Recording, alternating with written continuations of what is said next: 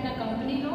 And company law में जो अपना मोस्ट इम्पोर्टेंट टॉपिक चल रहा था वो चल रहा था हमारा मेमोरेंडम ऑफ एसोसिएशन, मतलब सीमा पार्षद नियम।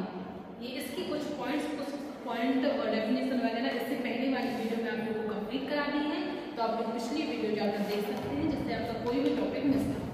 आज की वीडियो में हम आपको पढ़ाएंगे contents of memorandum of association, यानी सीमा पार्षद नियम की विषय सामग्री। जब हम सीमा पार्षद नियम तैयार करते हैं तो उसमें किन किन चीज़ों की हमें नीड होती है, कौन कौन सी चीज़ें हमें जरूरी होती है ना। तो सबसे पहले हम समझते हैं कि मेमोरेंडम ऑफ एसोसिएशन यानी सीमा पार्षद नियम क्या होता है। सीमा पार्षद नियम क्या होता है?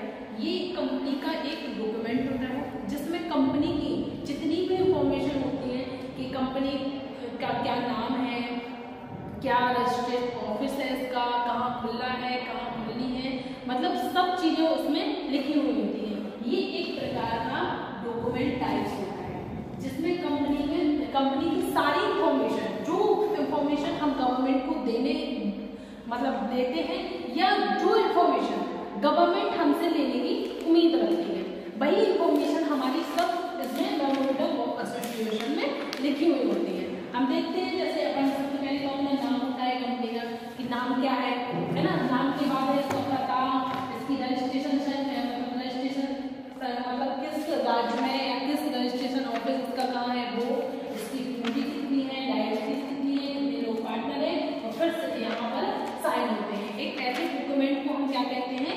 सीमा पार्षद नियम कहते हैं। ये सीमा पार्षद नियम हम गवर्नमेंट के पास जमा करते हैं। जब गवर्नमेंट इस डॉक्यूमेंट को पास कर देती है, पास करने के बाद हम अपनी कंपनी को ओपन कर सकते हैं, अदरवाइज हम इस कंपनी को ओपन नहीं कर सकते, है ना। कंपनी ओपन हम कब करेंगे? जब गवर्नमेंट हमारे सीमा पार्षद नियम को पास कर देगी, जब गवर्नमेंट हमें गवर्नमेंट एग्री हो जाएगी कि हम कंपनी खोल सकते हैं, तो हम अपनी कंपनी को ओपन कर सकते हैं। अब हम देखते हैं contents of memorandum of association. इसकी विषय सामग्री क्या है? सबसे पहले है इसमें नेम क्लॉज, नाम वाक्य। सबसे पहले क्या है? नेम क्लॉज, इसका नाम वाक्य। देखिए नाम वाक्य में क्या क्या लिखा होता है? सबसे पहले हम अपनी जो भी हमारी कंपनी होती है, जैसे हमारी सार्वजनिक कंपनी है तो सार्वजनिक कंपनी में हम लिमिटेड लिखेंगे, नाम के आगे क्या लिखेंगे? सॉरी, नाम के साथ क्या लिखेंगे? लिमिटेड। सार्वजनिक कंपनी की दशा में हम अपनी नाम के साथ लिमिटेड लिखेंगे, और प्राइवेट कंपनी की दशा में प्राइवेट लिमिटेड लिखेंगे। ये दोनों बात हमारे बहुत इंपॉर्टेंट है कि जब हम अपनी, जैसे हमारी कंपनी अगर सार्वजनिक है तो सार्वजनिक कंपनी में हम अपनी कंपनी में लिमिटेड लिखना नहीं भूलेंगे, और अगर प्राइवेट है तो प्राइवेट में हम प्राइवेट लिमिटेड लिखेंगे। दूसरा है हमारा रजिस्ट्रेशन ऑफिस क्लॉज, मतलब कार्यालय बात। देखो सबसे पहले हमारी जो कंपनी खुली हुई है वो किस राज्य के किस ऑफिस में रजिस्टर्ड है, किस राज्य में रजिस्टर्ड है, किस ऑफिस में रजिस्टर्ड है, ये भी लिखना हमारा बहुत महत्वपूर्ण होता है कि हमारी कंपनी किस राज्य की किस ऑफिस में रजिस्टर्ड है।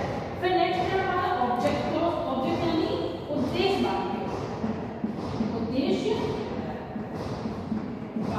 उद्देश्य वाक्य क्या होता है कि हमारी कंपनी का क्या उद्देश्य है, किस उद्देश्य को लेकर हम अपनी कंपनी को खोल रहे हैं।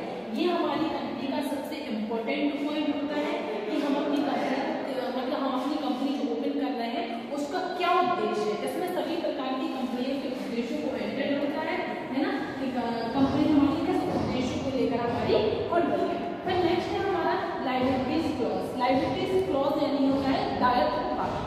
दायित्व भाग क्या होता है? दायित्व जो लायबिलिटीज होती है ये हमारी 2 टाइप्स होती है।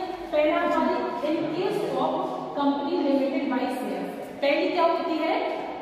अंशों के आधार पर, अंशों के आधार पर मतलब शेयर्स के अकॉर्डिंग। मतलब दूसरी होती है हमारी in case of company limited by guarantee.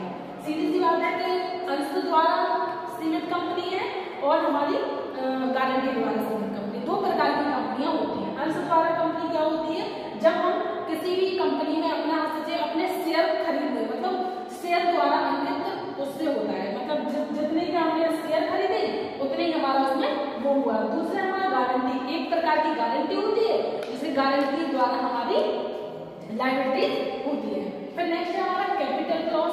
Capital clause होता है कि कितनी कैपिटल को लगाकर हम अपनी पूंजी, मतलब हम अपनी कंपनी को खोल रहे हैं। इसमें 3 पॉइंट होते हैं। सबसे पहले तो हमारी कंपनी का जितना भी हम पैसा अपना खुद का लगा रहे हैं वो, दूसरा सब्सक्राइबर जितना हम सब्सक्राइब कर रहे हैं, तीसरा हमारा शेयर, फिर है हमारा एस्टिमेशन और सब्सक्राइबर क्लॉज।